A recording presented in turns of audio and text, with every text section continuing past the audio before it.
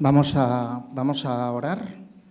Señor y Padre, te damos gracias por esta mañana, Señor, por poder venir hasta ti a alabarte, Señor, en tu presencia. Te damos gracias por cada una de las cosas que tú nos das, por todas las cosas que tú haces en nuestra vida, Señor.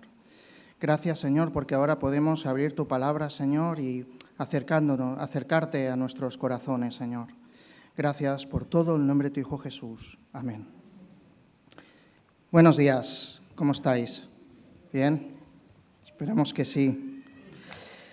Bien, algunos, como se ha dicho, algunos van, otros vienen, algunos están de vacaciones todavía, otros han empezado, pero ya más o menos vamos viniendo y nos vamos viendo de nuevo. Quería empezar con una ilustración que tenéis también en las hojas, y el título que quería compartir hoy con vosotros es que en lo más bajo emerge la esperanza.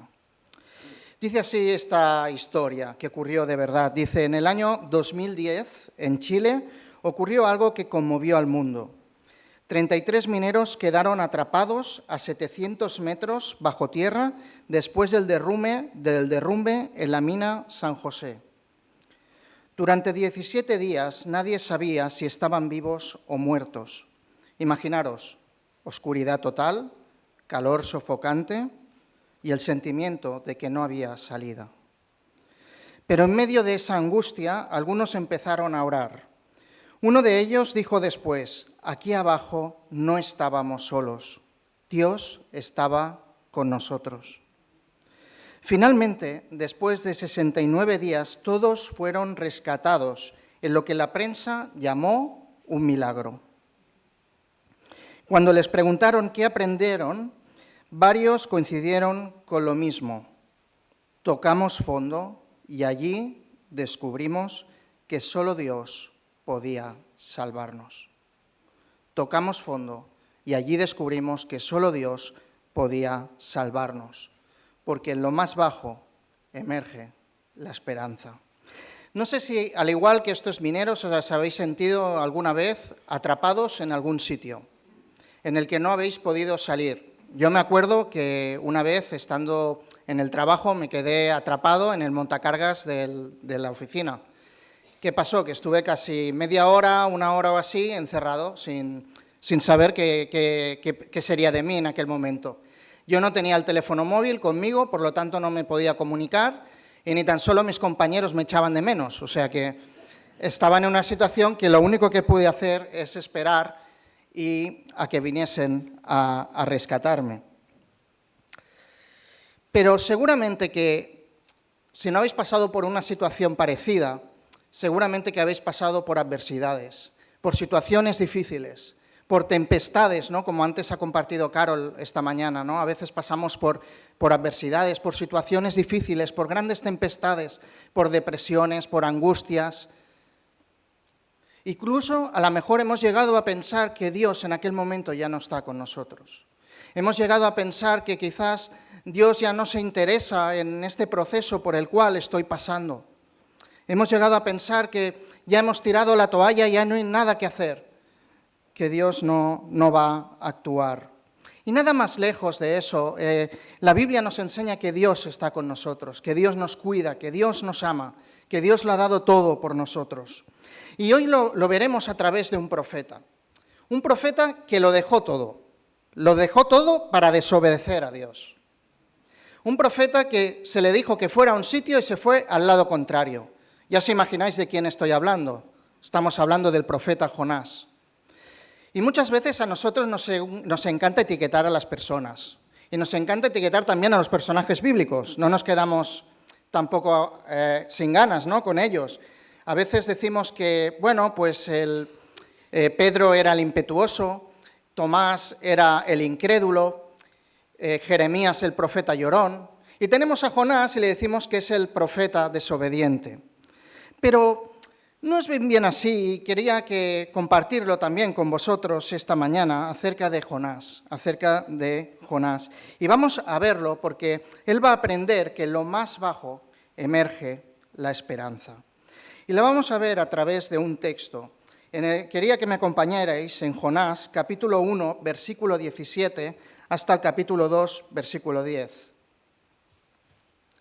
Dice así: el Señor, por su parte, dispuso un enorme pez para que se tragara a Jonás, quien pasó 3 días y 3 noches en su vientre.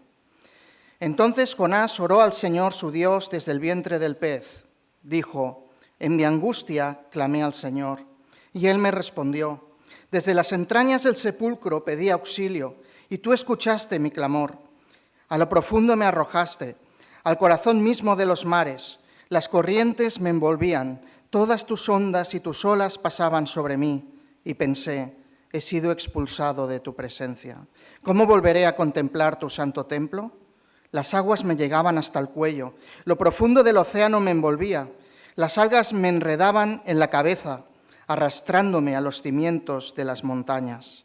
Me tragó la tierra y para siempre, sus cerrojos se cerraron tras de mí. Pero tú, Señor, Dios mío, me rescataste de la fosa. Al sentir que se me iba la vida, me acordé del Señor, y mi oración llegó hasta ti, hasta tu santo templo. Los que siguen a ídolos vanos abandonan el amor de Dios. Yo, en cambio, te ofreceré sacrificios y cánticos de gratitud. Cumpliré las promesas que te hice. La salvación viene del Señor. Entonces el Señor dio una orden y el pez vomitó a Jonás en tierra firme. ¡Guau! Vaya oración que hace Jonás. Pero seguramente cuando vosotros veis alguna película, cuando veis una película en la tele y está empezada, dices: me gustaría saber qué es lo que ha pasado en el principio. Así que aquí os he traído hasta Jonás, al capítulo 2, pero también tenemos que conocer qué es lo que sucede en el capítulo 1. Y seguramente que muchos a lo mejor recordáis, porque os han hablado mucho en la escuela dominical, ¿no?, de aquel gran pez. Incluso había una canción, no la voy a cantar, pero había una canción que decía que Jonás no hizo caso a la palabra de Dios y entonces Dios envía un pez y se lo comió, ¿no? Pero vamos a adentrarnos, porque creo que es bueno recordar qué es lo que pasó con Jonás. Jonás recibió palabra de Dios, era un siervo. O sea, ya nos choca un poco, ¿no? Dice, es un hombre desobediente, recibe palabra de Dios. Dios quería usarlo, de todas maneras. Recibe palabra de Dios para irse a Nínive. Tiene que predicar en contra de Nínive porque la maldad que tiene Nínive es tan grande que Dios tiene que destruirla si no se arrepienten. Pero Jonás decide huir de la voluntad de Dios, huye de su presencia y se va en dirección opuesta, a Tarsis. Tarsis sería lo que es más o menos España. O sea, imaginaros, ya nos la hemos cargado. Una vez que salimos en el libro de Jonás, es como símbolo de la desobediencia de Dios. O sea que, pero bueno. Entonces, se quiere ir a Tarsis, coge un billete y se coge el barco y se va hacia Tarsis. Pero ¿qué pasa? Cuando llega a alta mar, empieza a haber una gran tempestad.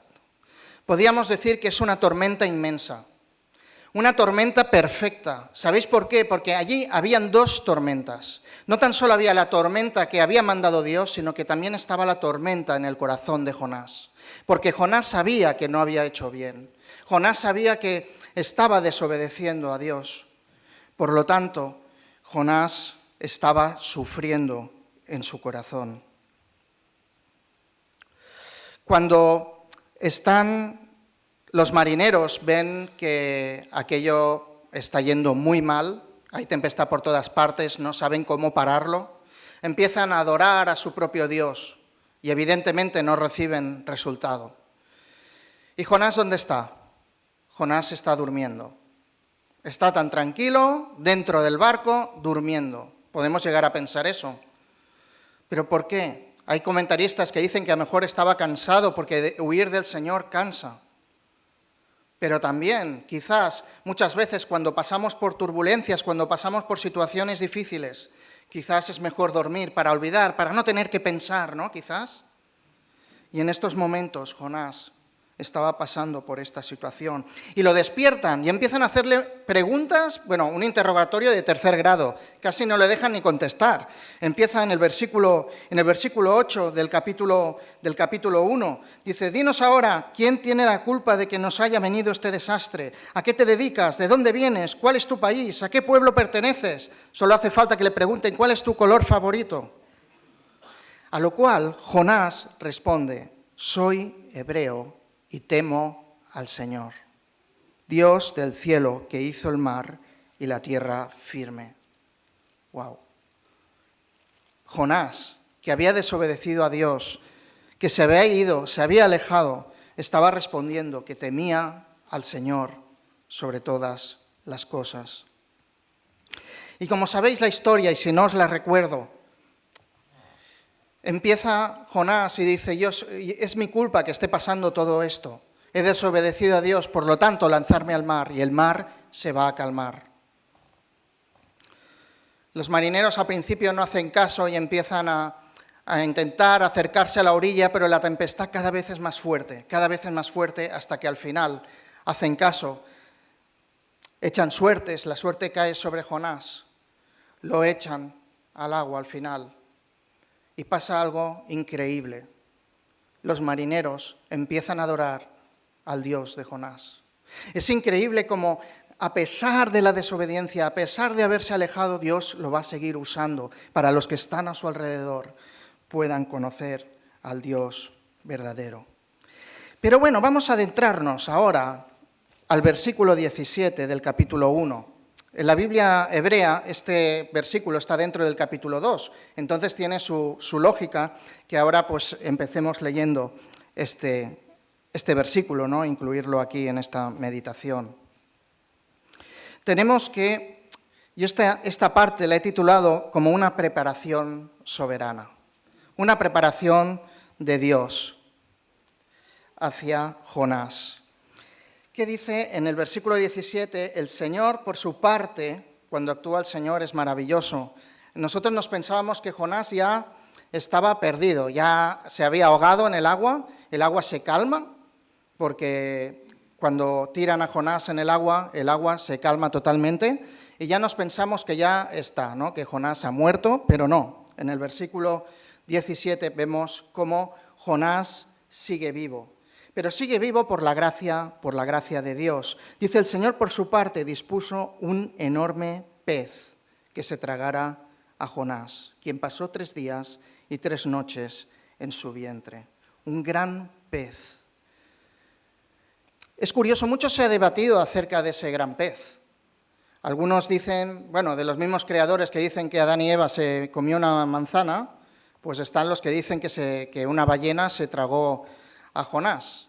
La ballena lo que se hizo fue tragarse a Pinocho, pero a Jonás no. O sea, Jonás es el gran y enorme pez. Un gran y enorme pez. No sabemos con certeza qué tipo de pez era. Algunos dicen que una especie de cachalote o incluso quizás un pez creado exclusivamente para aquel fin, para rescatar a Jonás. Algunos comentaristas han llegado a decir que se trata de una fábula, simplemente por el hecho de no aceptar que eso es un milagro por parte de Dios. Y entonces dicen que este libro es una fábula y que simplemente contiene una moraleja, que es que no desobedecer a Dios y ya está. Pero sabemos del cierto que no es así. Sabemos del cierto que tenemos a un Dios de milagros, un Dios que hace milagros. Tenemos a un Dios que Josué estuvo hablando el primer domingo de mes acerca de cuando Jesús convirtió el agua en vino, ¿verdad? O sea, eran milagros y Dios ha hecho muchos milagros en nuestra vida inclusivamente. Entonces no podemos decir que es una fábula. Tenemos que, a pies juntillas, afirmar que se trata de un milagro por parte de Dios, porque Dios, cuando va al encuentro de las personas, hace milagros. Y ha hecho milagros en cada uno de nosotros y se ha acercado. Así que cuando pasamos por adversidades, por situaciones difíciles, a veces necesitamos un gran pez. ¿Sabéis qué pasa? Que Jonás interpretó al gran y enorme pez como un vehículo de misericordia por parte de Dios. Dios salvó a Jonás a través del pez. Yo no sé cómo se sentiría Jonás, o cómo se sentiríais vosotros o yo mismo, ¿no? ¿Cómo me sentiría dentro de un gran pez? Seguramente que no debería oler bien, seguramente que estaría incomunicado, no me podía comunicar con nadie, allí no había wifi, no había móviles, no había nada, no había ni una ventana para saber si era de día o de noche, da igual, no sé, estaría allí que no sabría cómo reaccionar. Y seguramente que olería a pescado. Yo no sé si vosotros habéis ido, si vais a una pescadería, seguramente que huele mucho a pescado.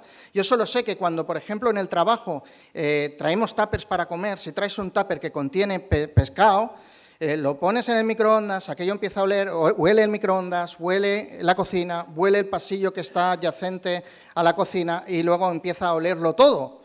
Y la gente empieza a tirar sprays, empieza a tirar de todo porque no pueden aguantar, ¿no? O sea, imaginaros qué sensación, cómo se podía sentir Jonás allí.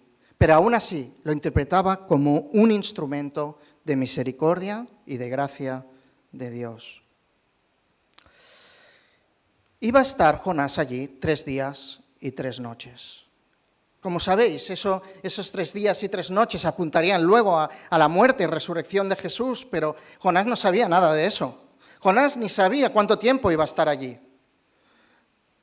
Jonás no lo sabía, lo desconocía, pero lo que hace es algo clave. Él va a empezar a orar. Y lo hace de una manera muy curiosa. Lo hace usando la palabra de Dios.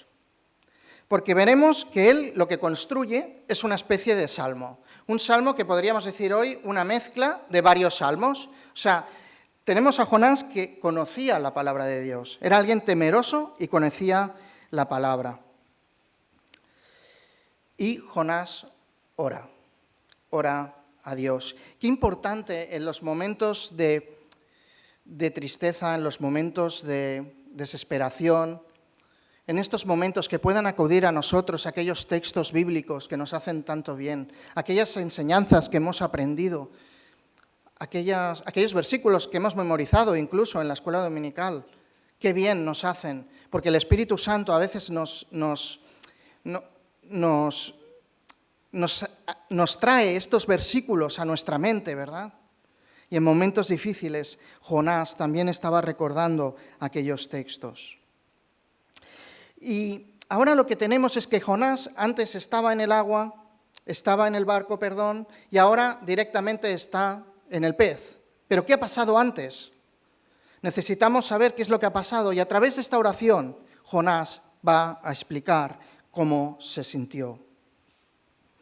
Estando en el agua, vemos que Jonás clamó a Dios. Y no estamos hablando de una oración como oraríamos por los alimentos o oraríamos por cualquier cosa que a lo mejor, que sí, que damos gracias a Dios, pero permitirme la expresión, quizás no lo hacemos con la misma intensidad cuando estamos pasando por momentos difíciles, por momentos en los que vemos que ya no hay solución, en los momentos que pensamos que ya no hay nada más que hacer. ¿Y cuándo clama Jonás? Clama en su angustia. Busqué en el diccionario lo que es angustia y dice que es un estado afectivo que se caracteriza por aparecer como reacción ante un peligro desconocido o impresión. Suele estar acompañado por intenso malestar psicológico y por pequeñas alteraciones en el organismo, tales como elevación del ritmo cardíaco, temblores, sudoración excesiva, sensación de opresión en el pecho o falta de aire. O sea, imaginaros cómo se sentía Jonás. Pero Jonás no se sentía tan solo así físicamente. Él estaba desesperado. Él veía que ya no había nada más que hacer, como veremos más adelante. Pero él, en su angustia, clama a Dios. En el versículo 2 tenemos, mirar cómo se sentía él, dice: desde las entrañas del sepulcro pedía auxilio. Otras versiones dicen desde el Seol. Él se sentía en el lugar de los muertos. Él estaba allí, perdido, muerto en vida. Pero hace una cosa, pide auxilio. En los momentos de adversidad solo podemos acercarnos a Dios. Sabéis, no sé si habéis visto estas películas de Indiana Jones, en las que a veces pues va el protagonista, se mete en una zona de arenas movedizas y empieza a hundirse. Y cada vez que mueve se hunde más y cada vez más. Necesita algo externo para poder salir, algo que le deje, que pueda salir de allí. Algo firme, algo inamovible. Jonás sabía a quién acudir. Jonás sabía que en medio de la dificultad, en medio de la desesperación que él se había buscado, sabía que podía acudir a Dios, que Él estaría, que Él sería la roca firme que a veces cantamos. Él es nuestra roca y Él estaría allí. A veces necesitamos estas situaciones para salir de allí. Jonás se había buscado su propia desobediencia, sus propias consecuencias, estaba viviendo sus propias consecuencias de su desobediencia, así que necesitaba la ayuda de Dios para que lo sacase de allí. Pero ahora, a partir del versículo 3 hacia abajo, iremos viendo cómo Jonás irá bajando cada vez más. Estará en lo más bajo. Jonás, como os he dicho, se sentía físicamente y muy mal también espiritualmente. Todo consecuencia de su error. En el versículo 4 llega un pensamiento hacia él y dice: pensé, he sido expulsado de tu presencia. ¿Cómo volveré a contemplar tu santo templo? ¿Alguna vez te has sentido así como Jonás? ¿Que has sentido que quizás Dios no está presente en la adversidad que tú estás pasando? Él se cree que ya no va a tener otra oportunidad, que no va a poder presentarse otra vez delante de Dios, que lo ha perdido todo, porque él se está hundiendo. Y venía a mi mente el Salmo 103, versículo 3 y 4, donde dice: Señor, si mirares los pecados, ¿quién, oh Señor, podrá mantenerse? Pero en ti hay perdón. Tenemos a un Dios que perdona. Un Dios que perdona, como ha dicho Víctor antes, todos los pecados. No hay ninguno que se le escape. Así que Jonás planteaba y le llegaban estos pensamientos, ¿no? A veces vienen pensamientos negativos, pensamientos intrusivos que vienen a nuestra mente, ¿no? Como diciendo de que, Jonás, ya lo has hecho todo, ya tu perdición está segura. Cuando sabemos que no es así. Mirad, a veces nuestra vida es como un cable. No sé si a veces... Los cables a veces se lían solos, no sé si a veces os pasa, ¿no? Pero nuestra vida es así. Pero cuando empezamos a decidir las cosas, empezamos a decidir, pues no, pues voy aquí, voy hasta aquí, como hizo Jonás.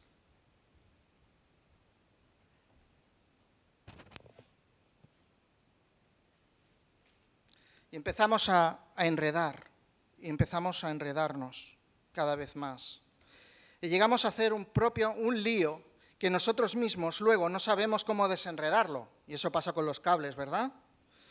Pero también pasa con nuestra vida. También pasa con nuestra vida. Y en el versículo 5 dice: las aguas me llegaban hasta el cuello, lo profundo del océano me envolvía, las algas se me enredaban en la cabeza. ¿Cuántas algas, cuántas historias dejamos que se enreden en nuestra cabeza? Permitidme la expresión. ¿Cuántas veces, sin darnos cuenta, nos llegan a atar aquellos pensamientos, aquellas situaciones que a veces pasamos? Pero solo Dios puede sacarnos de allí. No dejemos que se enreden las algas en nuestra cabeza. Y cuando creemos que Jonás no podía bajar más, sigue bajando. Cuando pensaba que estaba en lo más bajo, cayó aún más.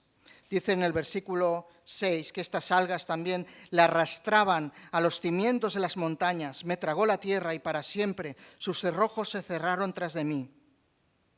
Wow. Él creía que ya no tenía acceso nunca más a la tierra donde estaban los seres vivientes. Ya no, ya moriría. ¿Acaso Dios se había olvidado de Jonás? ¿Acaso Dios se olvida de nosotros cuando pasamos por situaciones difíciles? Ahora viene la respuesta por parte de Dios. En el mismo versículo 6, cuando Jonás se sentía muerto, cuando ya se sentía que no había ninguna esperanza, Dios actúa. Dice en el mismo versículo 6, la segunda parte dice, pero tú, Señor, Dios mío, me rescataste de la fosa. El mismo vocabulario que usa Jonás en el versículo 2, que habla de que estaba en el sitio de los muertos, ahora está diciendo que Dios lo ha sacado de la fosa, le ha sacado de la desesperanza, y lo hace a través de un pez, de un gran y enorme pez. Y él está seguro de eso. Él interpreta que el pez es el vehículo de misericordia de parte de Dios. Y mi oración llega hasta ti, hasta tu santo templo. La respuesta de Dios es inminente. Y me venía a la mente el texto de Salmos, capítulo 40, versículo 2, y a veces lo cantamos en un himno, que dice, y me hizo sacar del pozo de la desesperación, del lodo cenagoso, puso mis pies sobre peña y enderezó mis pasos. Eso es lo que ha hecho el Señor con nosotros. Nos ha sacado. Dios va al encuentro de Jonás, como también ha ido al encuentro de nosotros muchas veces. No sin vano se habla de Jesús, que Él es el buen pastor. El buen pastor da la vida por sus ovejas.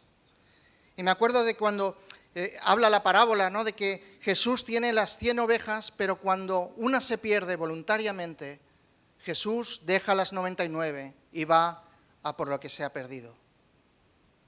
Así, Dios va al encuentro de Jonás, lo restaura y lo vuelve a llevar al redil.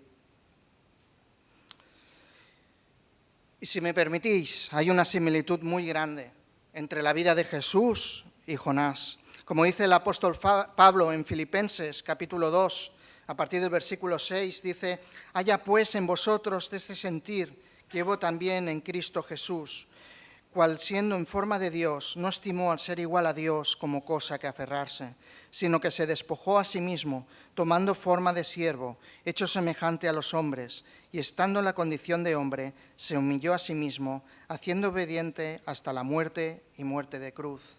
Podemos ver este descenso de Jesús. Pero ahora vamos a ver cómo Él asciende, igual que lo hizo Jonás. Por lo cual, versículo 9, Dios también le exaltó hasta lo sumo y le dio un nombre que es sobre todo nombre, para que en el nombre de Jesús se doble toda rodilla de los que están en los cielos y en la tierra y debajo de la tierra. Podemos decir, como el título de este mensaje, que emerge la esperanza en lo más bajo. Jesús también pasó por una situación difícil. Jesús también pasó por dificultades, fue rechazado muchas veces, cargó por nuestros pecados, nos dio la vida. También experimentó la separación del Padre estando en la cruz.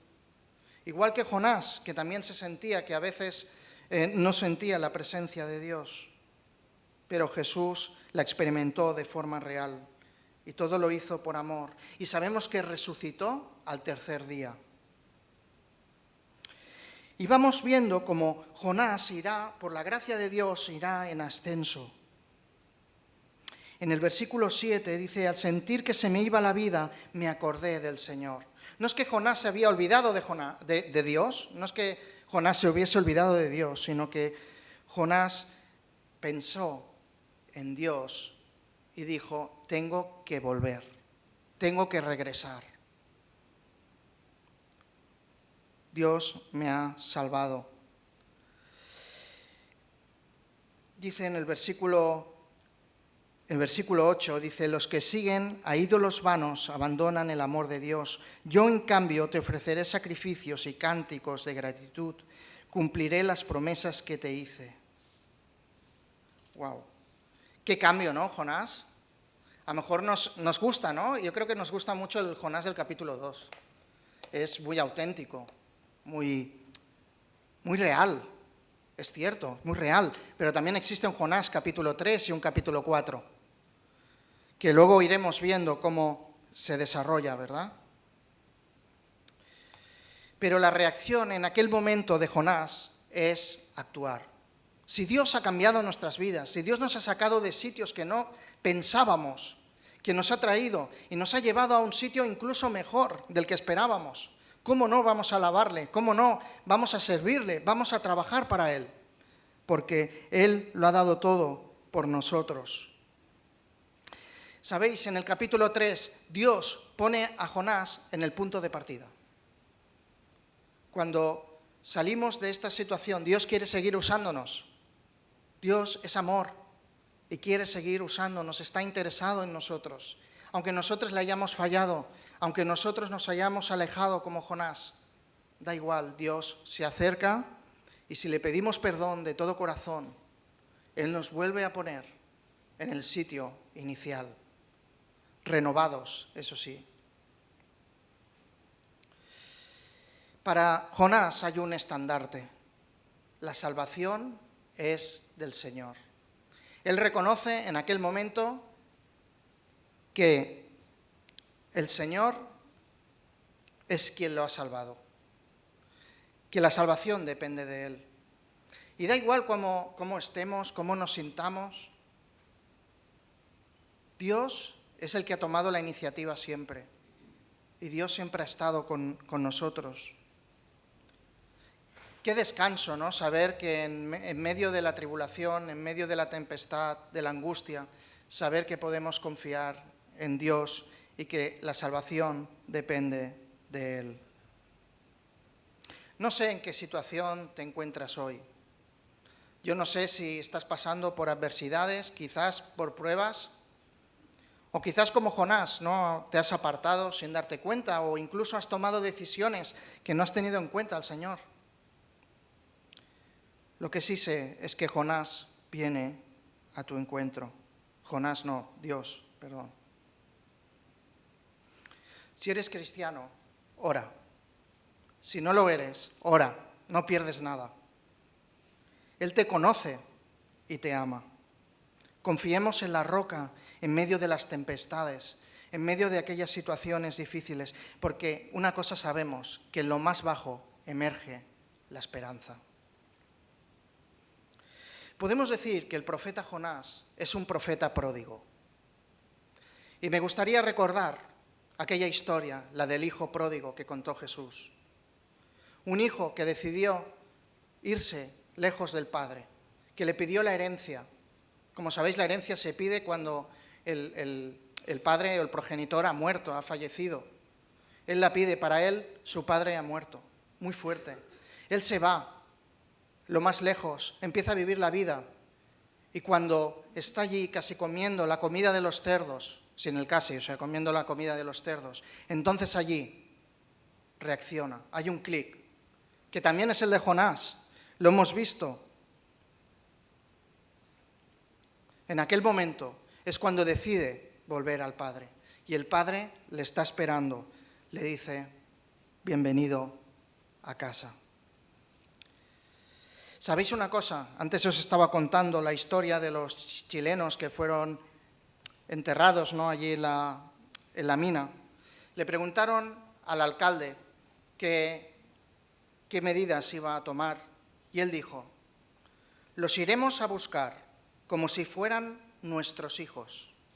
Y un padre, por un hijo, llega hasta el fin del mundo. Y un padre, por un hijo, llega hasta el fin del mundo. Es lo que ha hecho Dios con nosotros. Es lo que ha hecho Dios con Jonás. Es lo que hizo. Cuando él ya sabía que ya no había nada más que hacer, cuando ya estaba en lo más bajo, Dios viene a su encuentro. Dios ha venido al encuentro de cada uno de nosotros. Dios se ha acercado. Dios nos ama. Dios envió a su único hijo, lo dio todo. Dios ha hecho muchos actos de acercamiento a lo largo de la historia de la Biblia. Dios se ha acercado continuamente al ser humano. Desde que el hombre desobedece a Dios, Dios se acerca cada vez más. Y lo hace en un momento clave en el que entrega a su propio hijo a morir en una cruz por cada uno de nosotros. Podemos estar tranquilos, confiados en el Señor, que en medio de la adversidad, en medio de la tempestad, podemos acudir a Jesús, que Él es nuestra roca, que Él es inamovible, que en medio de las arenas movedizas sabemos que Dios está allí continuamente con nosotros.